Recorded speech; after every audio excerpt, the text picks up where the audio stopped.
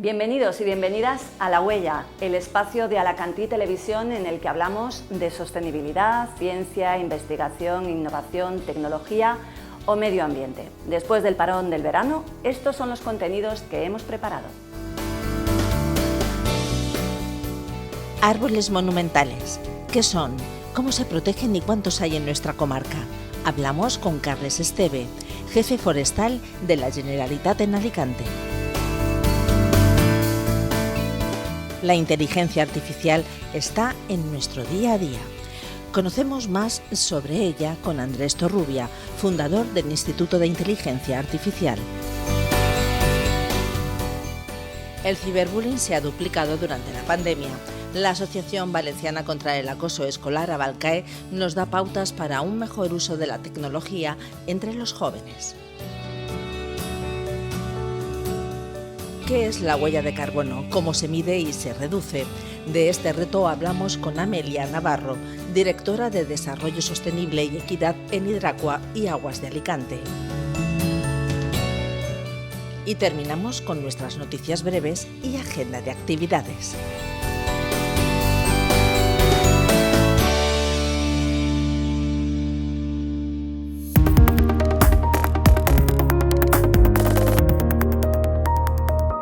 En nuestro reportaje de esta semana hablamos de los árboles y de cómo ponerlos en valor y protegerlos, pero no de cualquier árbol, sino de árboles singulares por su edad, por su porte o por sus valores vinculados a la historia o a las tradiciones. Son los árboles monumentales y tenemos muchos en nuestra comarca.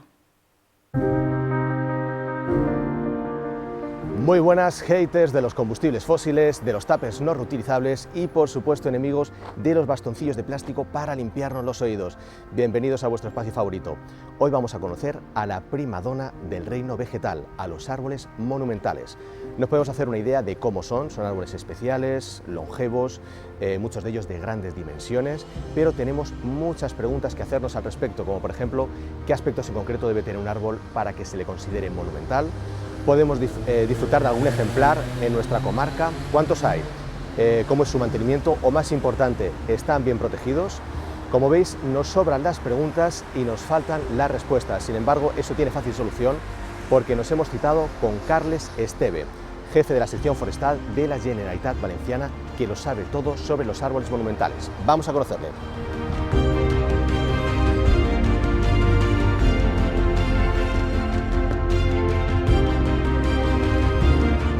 Bueno, Carles, encantado. ¿Qué tal? ¿Cómo estás?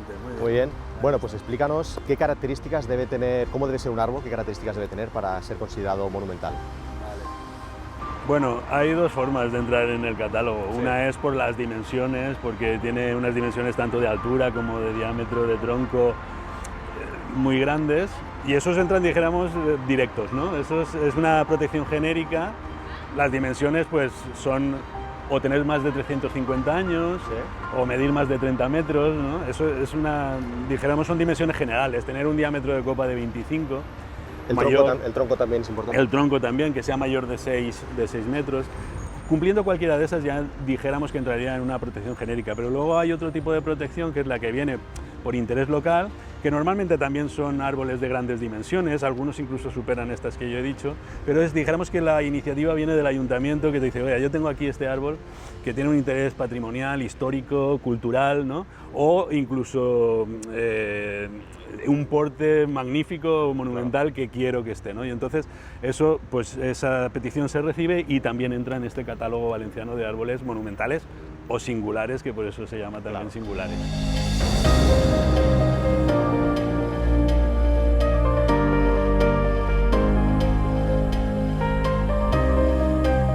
Carles, coméntanos, ¿cómo es la labor de hacer este catálogo? Imagino que no debe ser fácil controlarlos y...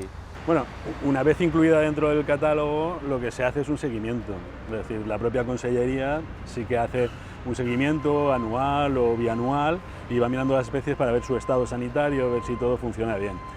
Luego, un árbol, por estar en el catálogo, ya tiene un nivel de protección. Protección quiere decir que, por ejemplo, 10 metros alrededor de su copa, cualquier actuación que se haga sobre el suelo tiene que tener una autorización expresa, porque podemos dañar el sistema radicular, podemos estoropear las raíces, que es el principal sustento y alimentación del árbol, ¿no? Con lo cual, eso ya tiene una protección. Luego tiene la otra protección de que no se le puede dañar, no se puede subir, bueno, mil cosas que no se pueden hacer. Carles, ¿por qué es importante proteger estos ejemplares? Bueno, yo creo que al final estos árboles forman parte de nuestra historia y de nuestra vida, ¿eh? Quiero decir, y muchos de ellos están en plena naturaleza y han sido árboles productores, como comentábamos antes, algunos olivos, pero también tenemos árboles que están en nuestros parques, están en nuestra infancia. La propia ley lo dice, al final son obras de arte que la naturaleza ha ido esculpiendo.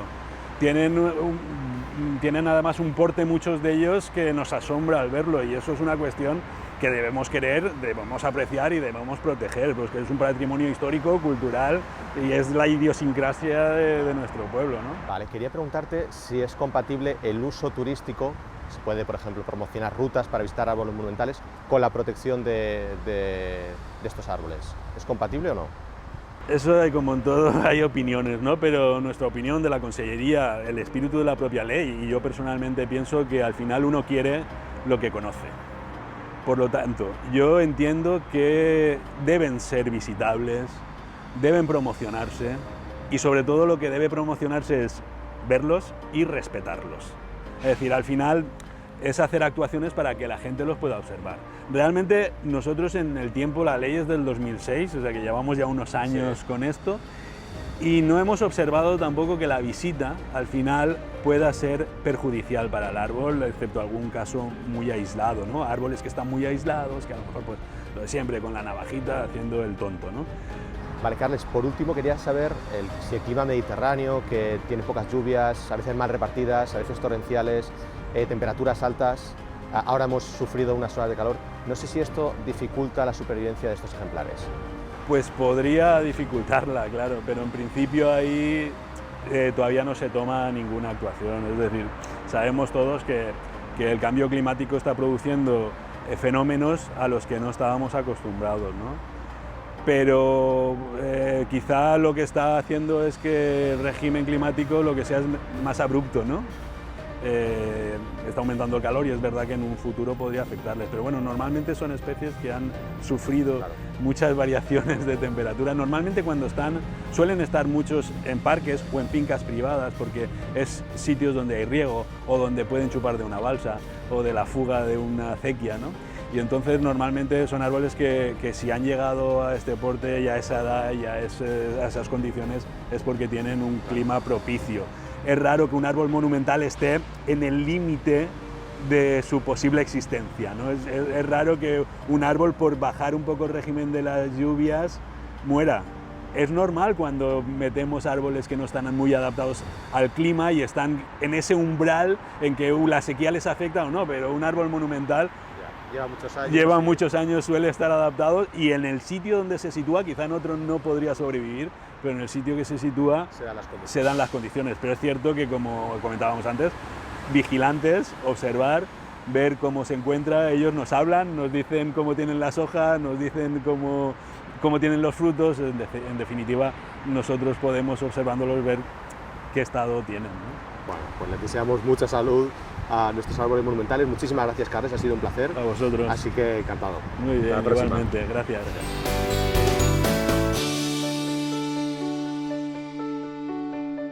La inteligencia artificial ha venido para quedarse, pero ¿realmente sabemos qué es, cómo funciona y cómo afecta a nuestro día a día? Para conocer un poco más sobre este tema, hablamos con un experto, Andrés Torrubia, director y cofundador del Instituto de Inteligencia Artificial de Alicante.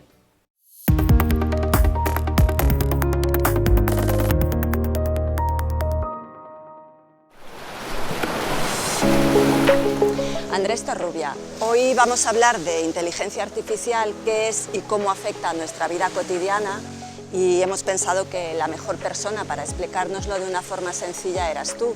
Eres ingeniero de telecomunicaciones, has fundado 2 empresas vinculadas con la inteligencia artificial, una es MedBravo, junto a tu mujer, Aurelia Bustos, y la otra en 2020 es el Instituto de Inteligencia Artificial. Así que cuéntanos un poco qué es la inteligencia artificial y cómo nos afecta. Muy bien, pues mira, la inteligencia artificial lo primero que hay que pensar es que es software. Software son programas informáticos que están en ordenadores. Antes de explicar inteligencia artificial, vamos a imaginarnos hace 10-20 años cómo es el software. El software es muy rápido, se ejecuta en ordenadores, pero aunque ha cambiado mucho la economía, era muy limitado. Por ejemplo, el software no podía entender las imágenes, no podía ver, tampoco podía entendernos nosotros. Nuestra historia con la tecnología siempre es nosotros adaptándonos a la tecnología. ¿Qué es la inteligencia artificial? Pues es hacer máquinas, hoy en día sobre todo son software, no son robots, son software, que son más inteligentes. ¿Qué es la inteligencia? Entonces hay diferentes facetas de inteligencia. Inteligencia visual, para que los ordenadores puedan entender las imágenes, entender qué pasa en un vídeo. Antes, hace 20 años, un ordenador cogía una foto y no sabía lo que había. Hoy en día todos hemos utilizado las plataformas de redes sociales y enseguida te dicen quién está en la foto. Eso es una faceta de inteligencia artificial. Igual que en imagen, puedes verlo en texto, en el lenguaje hablado. Hay inteligencia verbal, que los ordenadores empiezan a, todavía es más rudimentario y lo vemos con los chatbots, pero empiezan a entender texto y empiezan a intentar medio, entre comillas, a escribir texto. Todos hemos hablado con Siri. Siri hace 20 años era impensable que existiera. Pues eso es una encarnación de inteligencia artificial y tienes facetas, la inteligencia visual, la inteligencia del lenguaje, hay muchas facetas, el razonamiento, y la inteligencia artificial es la disciplina que intenta hacer que los ordenadores sean buenas en imitar, digamos, la inteligencia humana o superarla. O superarla, que es uno de los peligros, ¿no? O uno de los miedos que tenemos. Todas las tecnologías tienen siempre esa dualidad. Yo me considero una persona muy optimista a nivel tecnológico y la inteligencia artificial es una herramienta. Y creo firmemente que es una herramienta que como humanidad, ¿por qué no decirlo?, es una herramienta que necesitamos. Si pensamos en los desafíos que tenemos hoy en día como especie, el cambio climático, la gestión de energía, los residuos. Fíjate que estoy hablando de cosas muy importantes, muy grandes, ¿no? O sea, más allá de la economía, más allá de la economía, necesitamos herramientas para solucionarlo. Y la inteligencia artificial es una herramienta, repito, sigue siendo software, que son programas informáticos, pero mucho mejores. Y yo creo que sí, puede haber un periodo, digamos, donde genere miedo. Es una reacción humana muy natural, ¿no? Pero yo pienso que a la larga es una herramienta muy útil que necesitamos. Bueno, así explicado, Andrés, parece muy sencillo de comprender. Si te parece, vamos a subir ahora a vuestra oficina aquí en el Campello y conocemos un poco más los proyectos en los que estáis trabajando. Estupendo.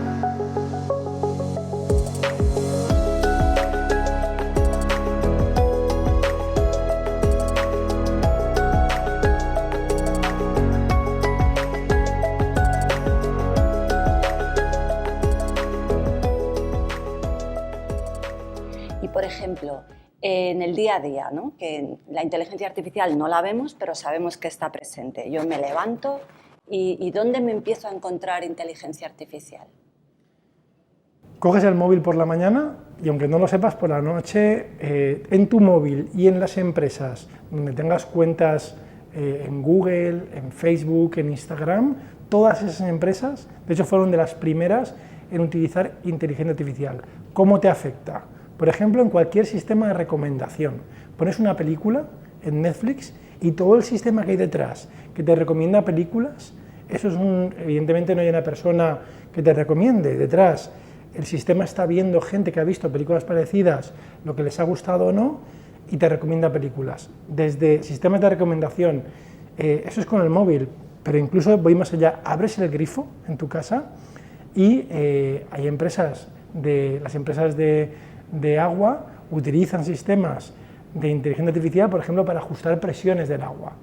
Vas a coger el autobús y los sistemas, las rutas de autobús, algunas de ellas se empiezan a optimizar con inteligencia artificial. Las frecuencias de paso, ¿no? En función del número de personas, en función de los datos que ellos ven que van teniendo, ¿no? Porque es una parte fundamental el tema de los datos. Fíjate, hoy en día la inteligencia artificial yo diría que hace dos tipos de cosas. Una es lo que ya hacíamos, hacerlo mejor, ¿vale? Eso se llama en ingeniería optimizar o en matemáticas, ¿no?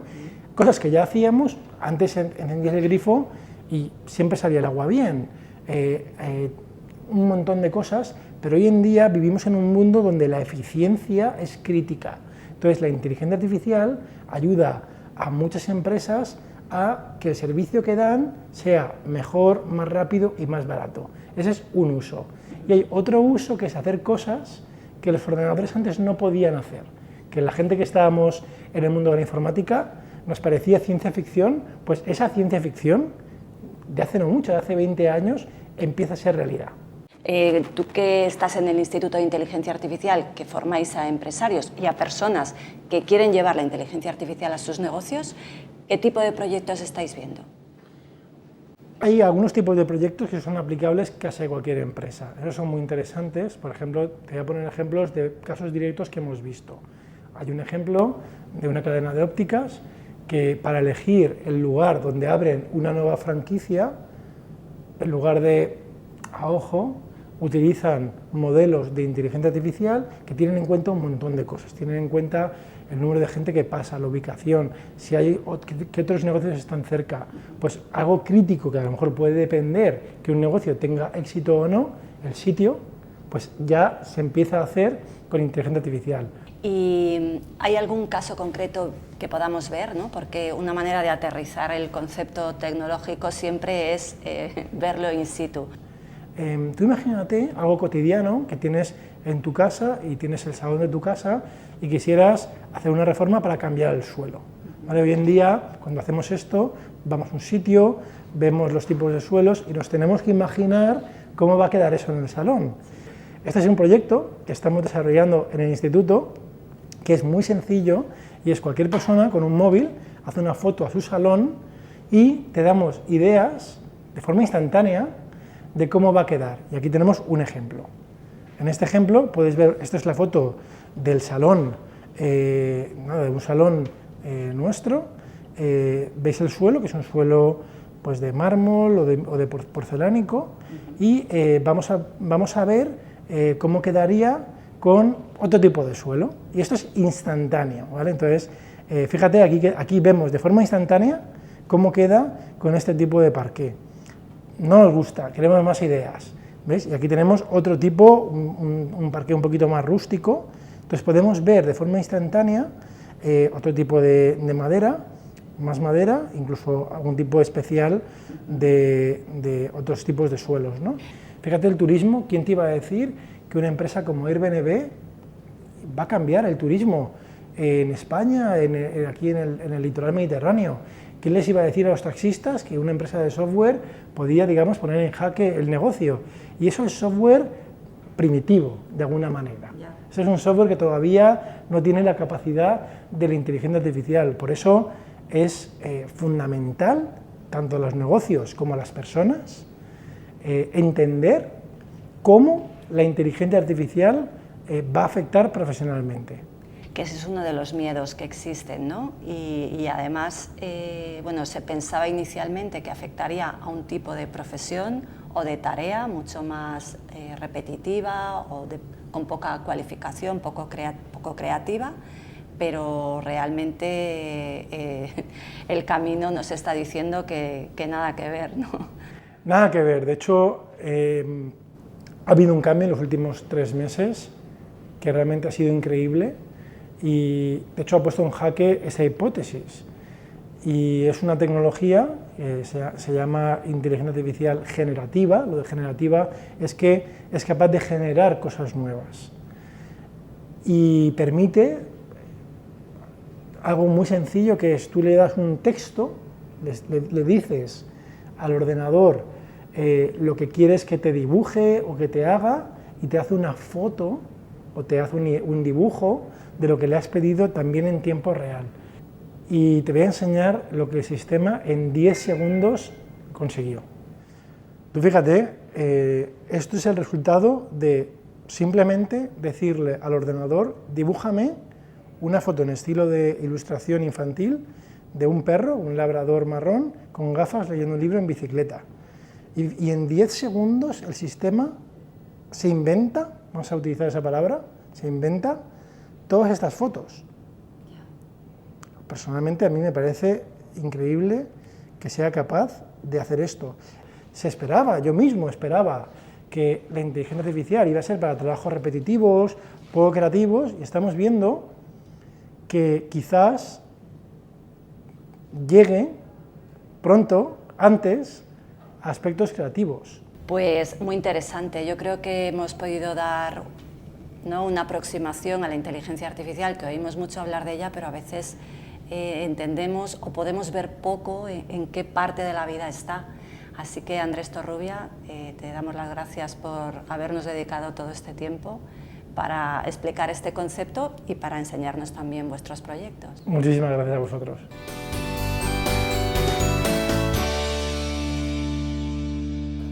El binomio tecnología y adolescentes tiene muchas aristas. ¿A qué edad deben de tener móvil los niños? ¿Existen buenas prácticas que como padres podamos poner en marcha? Todas las respuestas nos la da en la sección de la escuela Abalcae, la Asociación Valenciana contra el Acoso Escolar.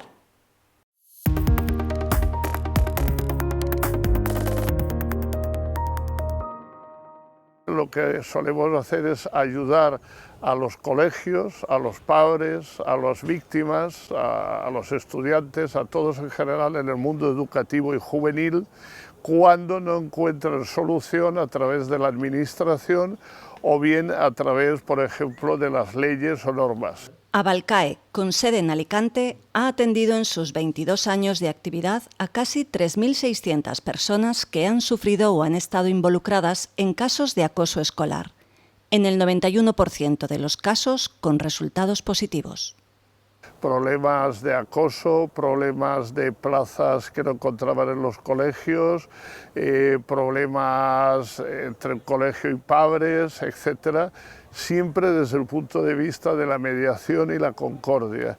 La pandemia ha influido en un mayor uso de la tecnología en los colegios por la creación de grupos de WhatsApp, pese a que la edad legal para tener perfil en redes sociales es de 14 años.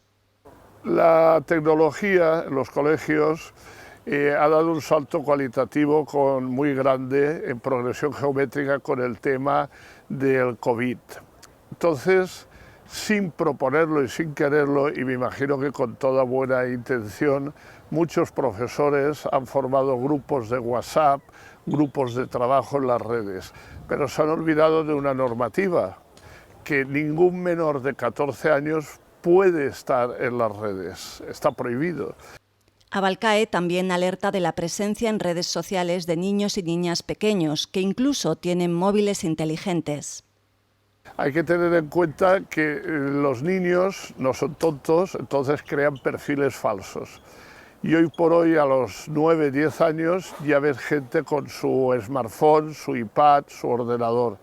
Y esto, la verdad, es como si le diéramos las llaves de un coche a un niño de 9, 10 años. Eso diría, bueno, esto es una burrada. Según esta asociación, el ciberbullying ha aumentado un 50% con el COVID. Y recuerda que el acoso puede acabar en depresión, estrés postraumático o suicidio. En España se suicidan todos los años, y eso no lo dicen, pero es así, cerca de 400 niños por acoso escolar. Pero, ¿a qué edad pueden tener un teléfono los niños? El uso del móvil hasta ahora era los 14 años por ley. Hoy día la Unión Europea y las Naciones Unidas están estudiando el que todos los países aumenten la edad a los 16, porque muy poco joven está suficientemente maduro para no entrar al trapo en los problemas que hay en las redes. Nosotros damos una serie de consejos. Por ejemplo, una persona que te está molestando todos los días en la red, no entres al trapo, bloquéalo y fuera. Tú no lo verás y él no te verá a ti. Segundo, que no te importe lo que digan los demás de ti, que te importe lo que tú sientes de ti. En sus charlas, Abalcae recomienda pautas de uso en redes sociales a los menores. ¿Qué pautas son esas? Pues la primera, nunca insultar, ni usar la grosería, ni nada en las redes sociales. Segundo, respetarse como todo. Tercero, pues de alguna forma dialogar, y si uno no está de acuerdo, hablar cara a cara, no enquistarse el problema y que vaya creciendo. Y sobre todo hay una norma fundamental, que es la que podríamos resumir todo como los mandamientos, ¿no? Que es que no hagas en las redes, en la vida virtual, lo que no harías en la vida normal. Si tú en la vida normal no te subes a un coche de un desconocido, ¿por qué en la red admites a un amigo que no lo conoces de nada? Y buenas prácticas para padres y madres, entre ellas que no cedan al chantaje de que todos los amigos de sus hijos tienen un móvil. Primero, que no piquen y que no le regalen un smartphone a un niño de 9 o 10 años. Otra cosa distinta es que le den un teléfono para llamar por si el padre llega tarde a recogerlo o la madre. Esa es la primera. La segunda, no hay que dejar a un niño a solas en una habitación que campe a sus anchas por internet. Tercero, comunicación, comunicación y comunicación. Darle confianza a los hijos para que te lo cuenten todo. Porque los últimos que se enteran de que hay acoso, de que hay un problema en la red o en la vida real, son los padres. En la trayectoria de Abalcae, la evolución es de aumento del acoso escolar, por lo que recomiendan participar en la vida escolar a los progenitores. Pues en estos 22 años que lleva Abalcae, te puedo asegurar que en el ciberbullying hemos ido a peor.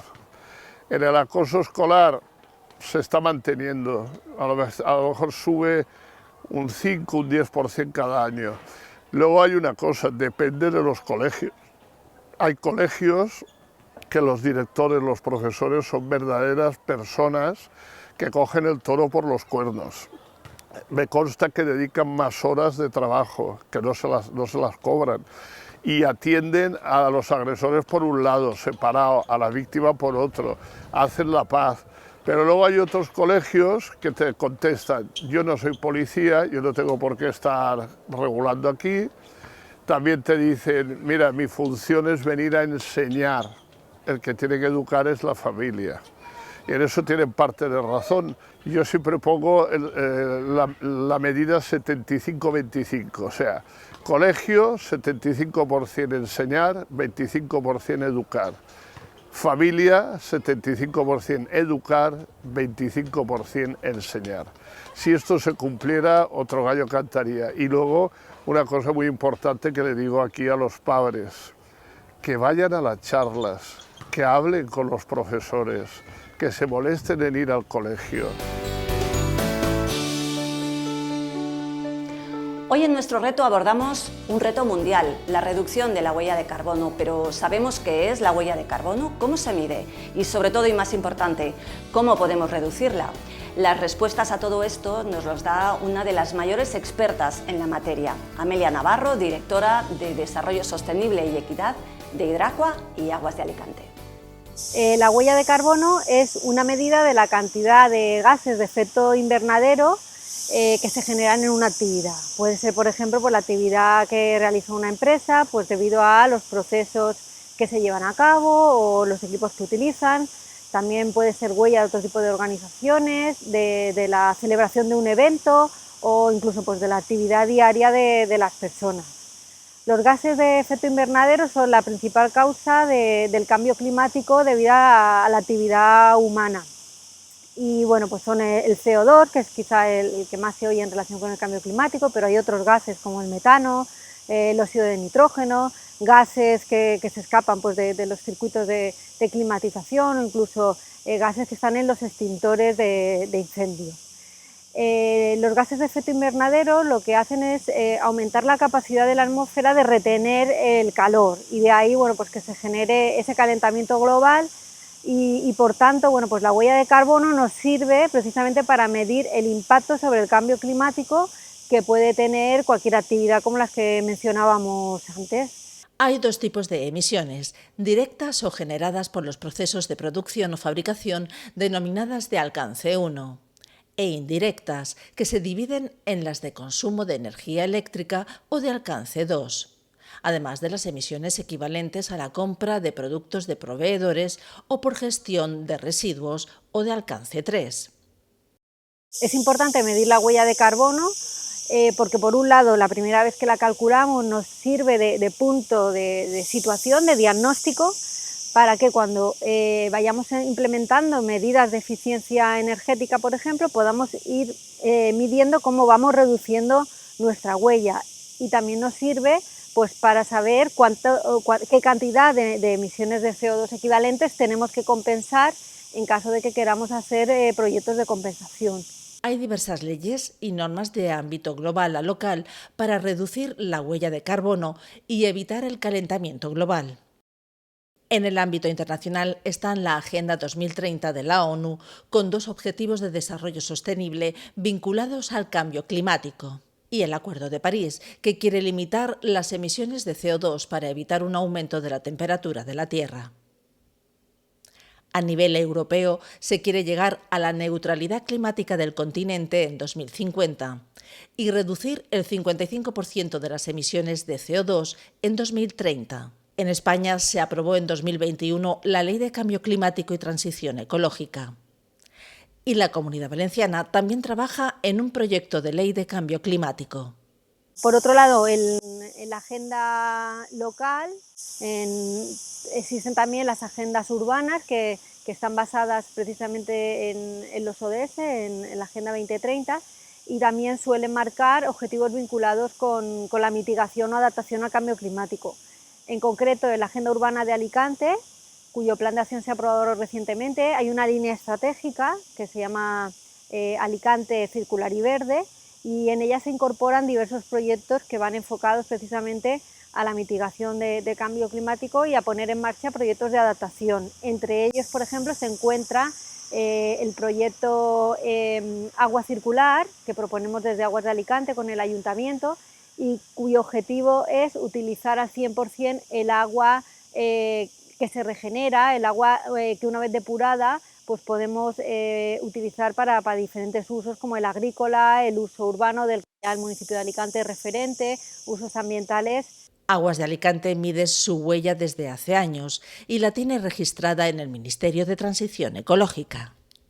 ¿Cómo hemos conseguido todo esto, no? Bueno, pues una de las medidas es que el consumo de energía eléctrico es un consumo con garantía de origen renovable, es decir, energía 100% verde. Además, bueno, pues hemos puesto en marcha medidas de generación de energías renovables en nuestras instalaciones, como por ejemplo, pues aprovechar el biogás que se genera en los procesos de depuración para generar energía eléctrica con los procesos de cogeneración. Por otro lado, pues también estamos apostando por la energía fotovoltaica e instalando pues, paneles solares en algunas de las instalaciones, como son depósitos, depuradoras, etc. Con estas medidas, tanto de compra de energía verde como de generación de renovables, hemos conseguido que reduzcamos la huella en un 86% respecto a si consumiéramos energía convencional, que es una reducción muy importante. En paralelo, tiene planes de eficiencia energética. Un objetivo es reducir un 40% las emisiones de vehículos con la electrificación de la flota y cuenta con planes de resiliencia para hacer frente al cambio climático evitando las inundaciones. Un ejemplo es el Parque La Marjal de la playa de San Juan. Para compensar la huella que no puede reducir, Aguas de Alicante trabaja en un plan de compensación de plantación de árboles. Este plan de reforestación se integra dentro del plan Foresta 2030 del Ayuntamiento, que también pretende aumentar pues, la masa arbórea en el municipio. Y con esto, bueno, ¿qué hacemos? Pues además de compensar la huella de carbono, pues se contribuye a la restauración de los ecosistemas y a tener pues, más zonas verdes para el municipio y para disfrute también de la ciudadanía. Con todo esto, bueno, pues en el plan estratégico y en relación a la compensación, el objetivo que nos hemos marcado es alcanzar la neutralidad climática en el año 2027 y, como os decía, bueno, pues ya estamos trabajando para que incluso podamos adelantarnos a esta fecha y poder ir compensando en todos estos años la huella de carbono que generamos desde nuestra actividad.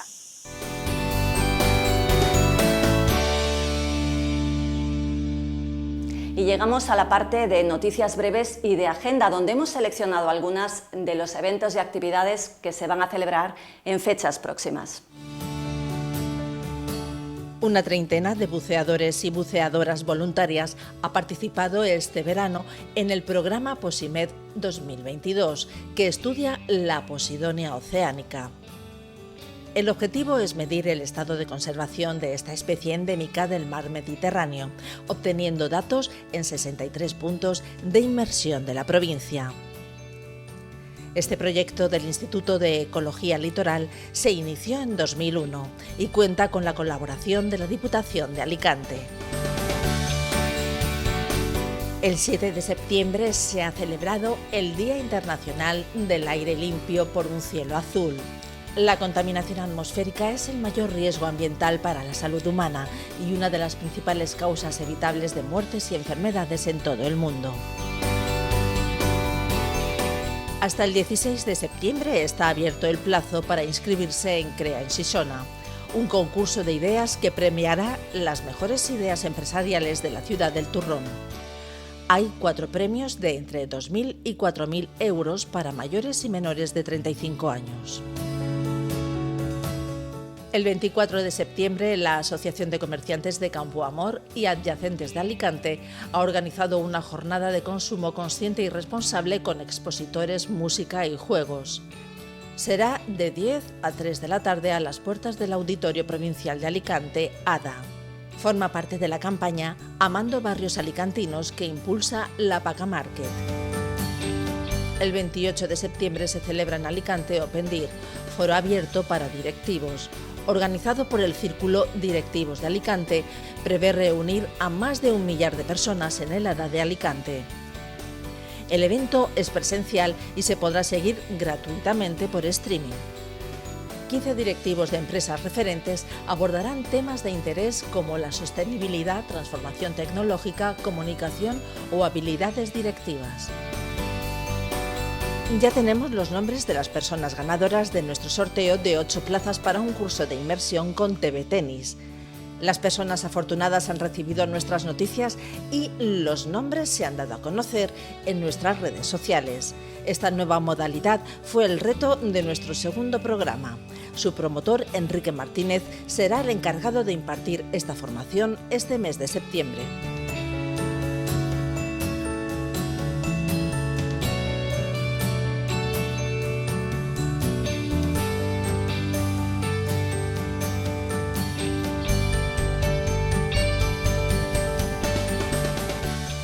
Y así hemos llegado al final de este programa de La Huella. Recordad que es un espacio abierto a vuestra participación. Podéis enviarnos noticias, eventos, vídeos e incluso propuestas de temas que podamos abordar en próximos programas a la dirección de correo electrónico info@huella-medioecológica.es y también al número de WhatsApp que aparece en pantalla. Esto ha sido todo. Muchas gracias por vuestra atención y hasta el próximo programa.